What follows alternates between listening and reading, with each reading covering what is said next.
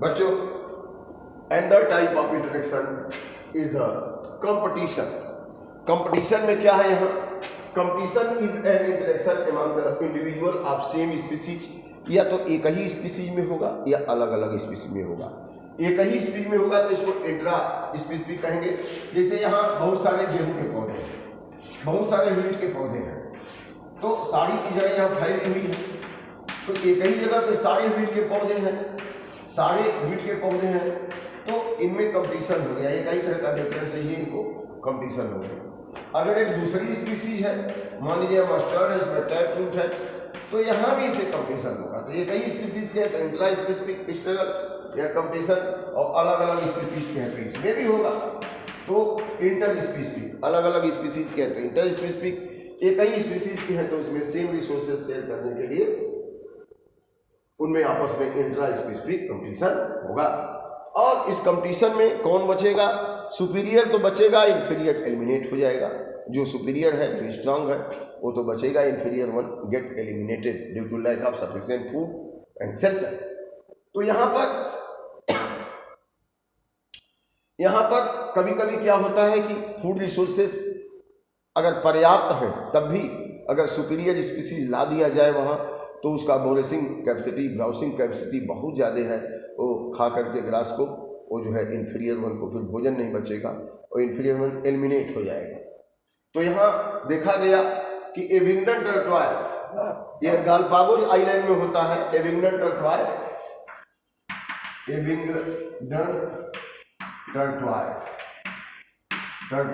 ये Galapagos island में होता है। वहाँ पे सफिशिएंट फूड था, ये हर्बीवोरस टर्टवाइस, इनको पर्याप्त भोजन था। लेकिन अचानक उस एरिया में गोट वाज इंट्रोड्यूस, उस एरिया में गोट को इंट्रोड्यूस कर दिया गया। गालापागोस आइलैंड में गोट वाज इंट्रोड्यूस्ड। तो गोट तो फास्ट ब्राउसिंग एनिमल है, तेजी से घास को खाता है। तो जब गोट का वहाँ पे हो गया आइसलैंड में, गालापागोस आइसलैंड में गोट को इंट्रोड्यूस कर दिया गया, तो due to greater efficiency of browsing, goat maximum घास को खा लेता था, ऊपर की पत्तियों को खा लेता था, लेकिन नीचे की ग्रास तो टर्टवाइस को चाहिए वो भी खा लिया, और टर्टवाइस क्या हो गए? एलिमिनेट हो गए, फिनिश हो गए। तो गाउसेस एक्सक्लूजन प्रिंसिपल भी इसको कहते हैं। गाउस ने प्रिंसिपल बताया कि when two species are competing with each other for same resources, then the superior one will eliminate the inferior one. Superior one species inferior one को क्या करेगा? एलिमिनेट कर देगा बच्चों, उसको जो है फिनिश कर देगा, क्योंकि सुपीरियर को ज़्यादा भोजन मिलेगा। अब गोट है तो नीचे की ग्रास, ऊपर पत्तियां, वो भी खा लेगा। टर्टवाइस तो नीचे जो ग्रास है सतह पे उसी को खाएगा। तो गोट हाई इफिशियंसी ऑफ ब्राउसिंग की वजह से उसने मैक्सिमम ग्रास को खाया, और टर्टवाइस को क्या होगा? एक्सटिंक्शन करना पड़ा। Tortoise get extinct in the Galapagos island. तो ये रहा कंपटीशन के बारे में। ऐसे ही यहाँ पे पीसेस्टर है, यहाँ पे पीसेस्टर है, पीसेस्टर स्टारफिश यहाँ पे है। ये प्रीडेटर है, किसके ऊपर प्रीडेटर है? यहाँ पर ये तमाम सारे इनवर्टिब्रेट्स के ऊपर प्रीडेटर हैं, और ये जो है तमाम इनवर्टिब्रेट्स हैं, स्मॉल इंसेक्ट्स हैं, प्रीडेटर्स इनवर्टिब्रेट्स हैं, उसको खाते हैं। और ये जो है इनकी संख्या बढ़ने से ये पूरा एक्सटिंक्ट हो गए। जो प्रीडेटर्स थे, प्रीडेटर की वजह से प्रे क्या हो गए? एक्सटिंक्ट हो गए, खत्म होने लगे। अब यहाँ पे है unrelated species also compete for same resources. दो स्पीसीज ऐसी हैं जो अनरिलेटेड हैं। जैसे यहाँ पे पानी में फिश भी जूप्लैंक्टन को खाती है, और फ्लेमिंगोज बर्ड है वो भी जूप्लैंक्टन। जू means animal, plankton means who is swimming on the surface of water. छोटे छोटे इंसेक्ट, कॉपीपोड्स हैं, ये लोग पानी में तैरते रहते हैं, शैवाल वगैरह खाते हैं, फाइटोप्लैंक्टन खाते हैं। और जूप्लैंक्टन को कौन खाते हैं? जूप्लैंक्टन को फिशेस खाती हैं वो पानी में, वाटर में। लेकिन वहाँ पे फ्लेमिंगोज बर्ड ज़्यादा आ गए, और फ्लेमिंगोज बर्ड जब ज़्यादा आई तो उन्होंने किसको खाना शुरू किया? जो है जूप्लैंक्टन को। तो जूप्लैंक्टन की पॉपुलेशन क्या हो गई? कम होने लगी। कंपटीशन किसके बीच में हो गया? फ्लेमिंगोज बर्ड और फिश के बीच में होने लगा। तो इस तरह से दो अनरिलेटेड स्पीसीज हैं, उनमें भी सेम फूड रिसोर्सेज के लिए कंपटीशन हो गया। अब कॉम्पिटिटिव रिलीज, कंपटीशन में कौन रिलीज होगा, कौन हट जाएगा, कौन वाइप्ड आउट हो जाएगा, कौन बचेगा? तो species whose distribution is restricted to a small geographical area because of presence of competitively superior species called competitive release. Competitive release का मतलब यह है कि when competition occurs between two species for same resources in which one is superior, one is inferior, then superior will eliminate the inferior one या inferior one get eliminated by superior one. इसी को कहते हैं competitive release.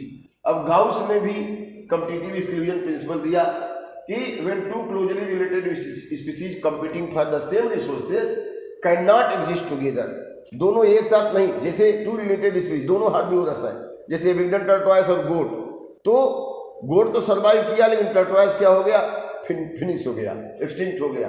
तो यहाँ पे तो inferior one is eliminated by superior one.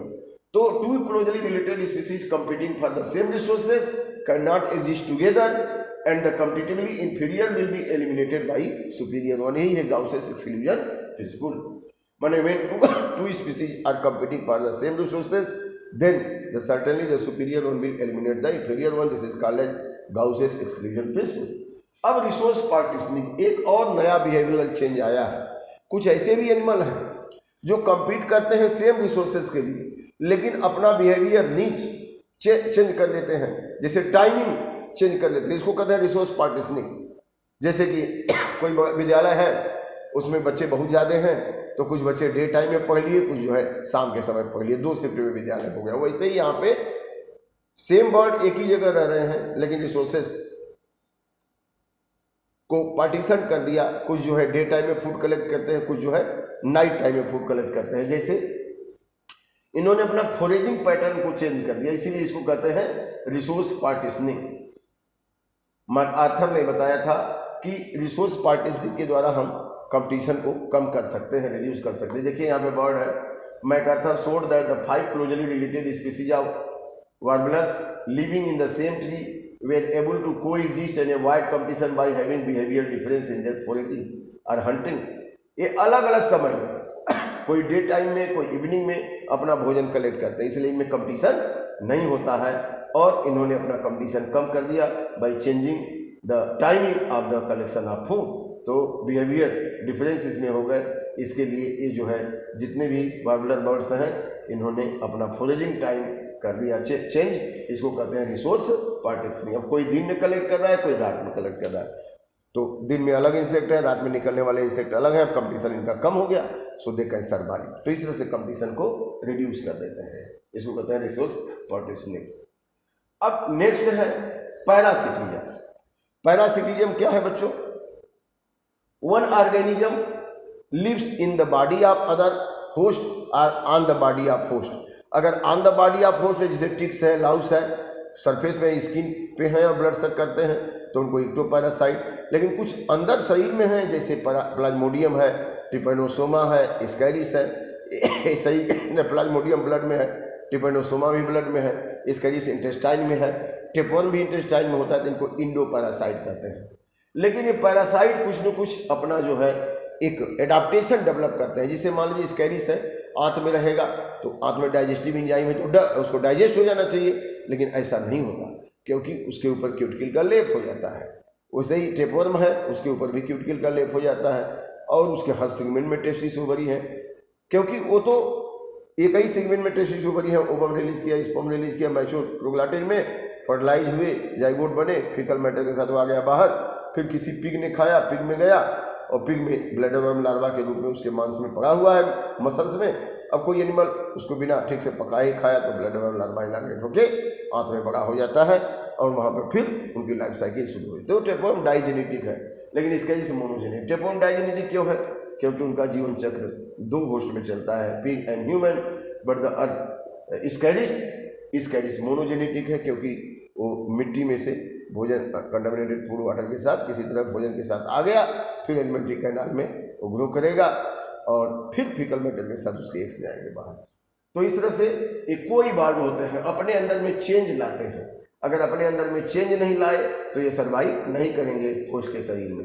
तो पैरासिटिज्म एडाप्टेशन. पैरासिटिज्म कोई बार पैरासिटिक ट्रेंड टू कोई बार in many losses of cells organ, presence of suckers. देखिए यहाँ पे सकर्स है, इनमें बहुत सारे सेंस ऑर्गन रिड्यूस हो जाते हैं, सकस यहाँ है। और इनमें एलिमेंट्री कैनाल नहीं होता है, इनकी बॉडी पूरी फ्लैट हो जाती है ताकि डाइजेस्टिव न्यूट्रिएंट्स को एलिमेंट्री कैनाल से एब्जॉर्ब करने। इनमें क्यूटिकल का लेप होता है ताकि एंजाइम का हार्मफुल इफेक्ट न हो डाइजेस्टिव एंजाइम का होस्ट के। इस तरह से आई में हाई रिप्रोडक्टिव एबिलिटी होती है ताकि आंत में आ गए तो इतने सारे एग्स फर्टिलाइज करके बाहर निकालें कि कोई तो पिग में जाएगा, वहाँ से कोई तो ह्यूमन में आएगा, इस तरह से चांस को बढ़ाने के लिए। तो ये जो है parasitism is the type of infection in which one species is parasite on the other host inside the body और आउटसाइड द बॉडी, इसको पैरासिटिज्म कहेंगे। यहाँ आप देख सकते हैं, यहाँ देख सकते हैं यह स्नेल है, ये फैसियोला हिपेटिका है। फैसियोला हिपेटिका कहाँ आता है, ये आ गया पाइला में, पाइला से ये जो है फिश में आएगा, फिश से फिर आ गया यहाँ पे। तो इस तरह से ये मूव करते रहता है। गोट से भी आ जाता है, गोट ग्रास का चलती है किनारे जो है तालाब के, और वहाँ से लार्वा आ गया और यहाँ से फिर इस तरह से ये चलते रहता है।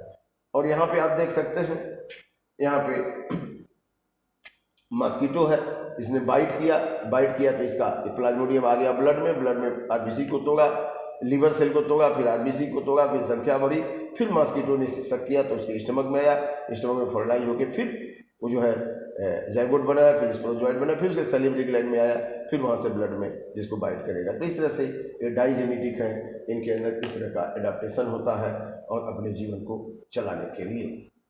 अब ह्यूमन लाइस एंड टिक्स, ये भी इक्टोपैरासाइट है। ये सतह पे स्किन पे चिपक जाते हैं, उनसे खुराक लेते हैं, ब्लड सक करते हैं और अपने आप से सर्वाइव करते हैं। ऐसे ही पौधों में भी कस्कुटा रिफ्लेक्सा, अमरबेल आप देखे होंगे आपके आसपास अमरबेल, वो अमरबेल की पत्तियां नहीं होती, केवल शाखाएं होती हैं। वो होस्ट प्लांट के अंदर उसके फ्लोएम तक अपने हास्टोरिया को पहुंचा के वहाँ से बना बनाया भोजन ले लेते हैं और अपना ब्रांच बढ़ाते रहते हैं। तो अमरबेल कस्कुटा रिफ्लेक्सा ये भी टोटल स्टेम पैरासाइट है। और यहाँ पे एक नया तरह का पैरासिटिज्म है, ये बार बार एग्जाम में आता है, इसको ब्रूड पैरासिटिज्म कहते हैं। ब्रूड पैरासिटिज्म क्या है बच्चों? ब्रूड पैरासिटिज्म में जो कुकूज है, कोयल अपना घोंसला खुद नहीं बनाती। जो क्रो होता है, क्रो अपना घोंसला बनाया, उसमें अंडे दिया, तो कुकूज भी देखते रहती है कहीं कौवे का घोंसला है, क्रो का घोंसला है, तो जब कौवे चले जाते हैं भोजन इकट्ठा करने, उसी समय जाके धीरे से अपने एग्स को भी उसी में छोड़ देती है। अब क्रो के एग्स के साथ कुकूज का भी एग्स आ गया। अब इसको क्रो ही हैच करेंगे, हैच करने के बाद एयरवॉन्स बना, तो जब छोटे होंगे तो कुकूज माने कोयल और क्रो दोनों के बच्चे एक तरह के होते हैं। तो वही कौवे जो है, क्रो ही इनको भोजन खिलाते हैं। जब थोड़े बड़े होंगे, जब इनकी आवाज़ निकलने लगती है, तो ये पहचान में आ जाते हैं, फिर क्रो इसको भगा देता है और अगल बगल वहीं पे कोयल होती है, वो अपनी आवाज़ निकाल के इनको अट्रैक्ट करके फिर इनको अपने साथ लेके उड़ जाती है। तो यहाँ पे पैरासिटिज्म क्या हुआ? For hatching their eggs. कोयल इतनी बढ़िया मधुर आवाज़ निकालती है, लेकिन उसकी एक विडंबना है कि वो अपना अंडा खुद नहीं सेती, वह कौवे के घोंसले में रख देती है। कौवा उसको, क्रो उसको हैच करता है, इसलिए इसको ब्रूड पैरासिटिज्म कहते हैं। तो cuckoos is parasite for hatching it's eggs into the crow nest. Crow will hatch and feed them their young ones. When they will grown up, then flee away along with the cuckoo. तो इस तरह से brood parasitism